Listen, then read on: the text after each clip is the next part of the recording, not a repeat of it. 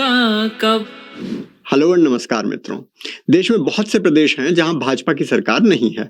उनमें से कुछ ऐसे हैं जहां भाजपा का अस्तित्व भी ना के बराबर है, और उनमें से भी कुछ ऐसे हैं जहां प्रधानमंत्री मोदी जब भी जाते हैं तो गो बैक मोदी कहकर विरोध किया जाता है। ये सब स्वस्थ लोकतंत्र में चलता है। द्रविड़ आंदोलन के समय तमिलनाडु में कहा जाता था कि भाजपा हिंदुत्व और हिंदी का प्रवेश वर्जित है। लेकिन क्या ऐसा तमिलनाडु के सभी लोग सोचते हैं, या ये नफरत के बीज राजनेताओं के बोए हुए हैं? ये समझना है तो दो उदाहरण बहुत होंगे। पहला है रजनीकांत। रजनीकांत को कभी देश ने तमिल हीरो नहीं माना बल्कि राष्ट्रीय हीरो माना है। और दूसरा है थाला और चिन्ना थाला। आईपीएल में चेन्नई सुपर किंग्स का मतलब माना जाता है धोनी और रैना। धोनी को थाला कहा जाता है जिसका मतलब है लीडर, नेता, और रैना को चिन्ना थाला मतलब छोटा नेता। और सबसे ज्यादा प्यार पूरे देश में इन दोनों को तमिलनाडु में ही मिलता है। सबसे ज्यादा फैंस इनके यहीं पर हैं। यानी प्यार एक तरफा नहीं, दो तरफा है। लेकिन कुछ लोग विभाजनकारी नीतियों के चलते ऐसा दिखाते हैं, और यही कारण माना जाता है कि हिंदुत्व की राजनीति, या कहें कि भाजपा की राजनीति यहाँ चलती नहीं थी। ऐसा नहीं था कि तमिल हिंदुओं की अपनी समस्याएं नहीं थी। चाहे राज्य में मिशनरी समर्थित सरकार द्वारा मंदिरों को तोड़ना और अधिग्रहण जैसे मुद्दे धरातल पर हिंदुओं को परेशान करते हों, या लावण्या की आत्महत्या से मिशनरी के मकड़जाल का जो खुलासा हुआ है, जो पर्दे के पीछे धड़ल्ले से चल रहा था।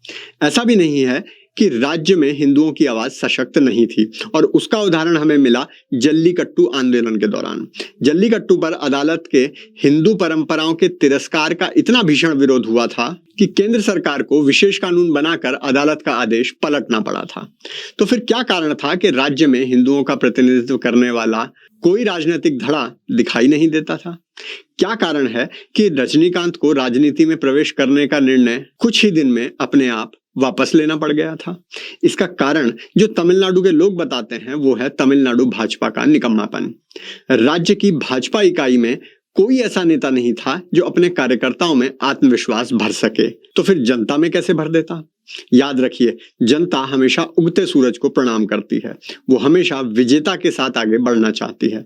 रिटायरमेंट स्कीम के तहत भाजपा नेता प्रदेश में पार्टी की कमान संभालते थे और संतोषपूर्वक जीवन जीते थे। दूसरा कारण था कि भाजपा ने हमेशा एडीएमके का पल्लू पकड़कर चलने का प्रयास किया। जब तक जयललिता थी तब तक तो ये रणनीति फिर भी समझी जा सकती है।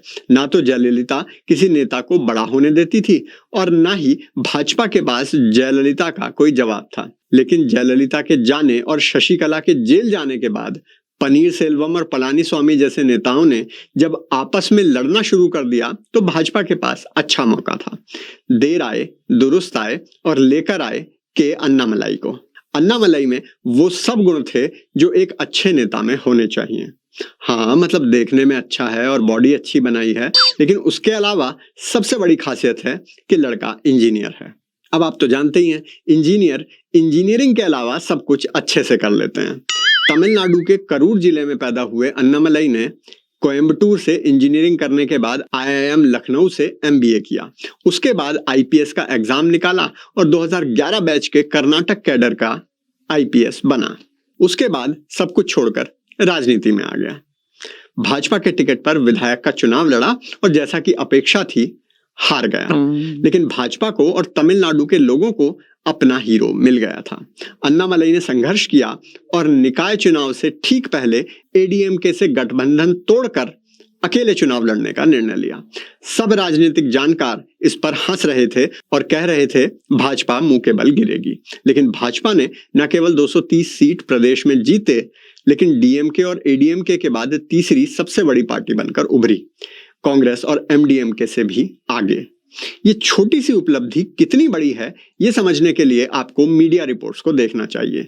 चेन्नई में भाजपा की जीतने वाली उम्मीदवार उमा आनंदन को गोडसे समर्थक बता रहे हैं। लगता है निशाना सही जगह पर जाकर लगा है। बाबा का आज का ब्रह्म ज्ञान है हिंदू विरोधियों के नाम। देखो, ऐसा है, रामेश्वरम धाम वाला तमिलनाडु हो या भगवान राम का उत्तर प्रदेश हो, अब प्रकृति भी हिंदू विरोधियों को सबक सिखाने की ठान चुकी है। अब देखिए, कार सेवकों पर गोली चलाने वाली समाजवादी पार्टी जब घोषणा करती है कि हमारी सरकार होती तो 1 साल में भव्य राम मंदिर बनवा देते, तो खुद रामदूत हनुमान के सेवक उसका उत्तर देने आते हैं। ये देखिए, सपा के झंडे के साथ दूत ने क्या किया। बोलो ना एक वीडियो बना के जो कि उनके अखिलेश के लोड कर दो, दिखा दो हालत क्या है अयोध्या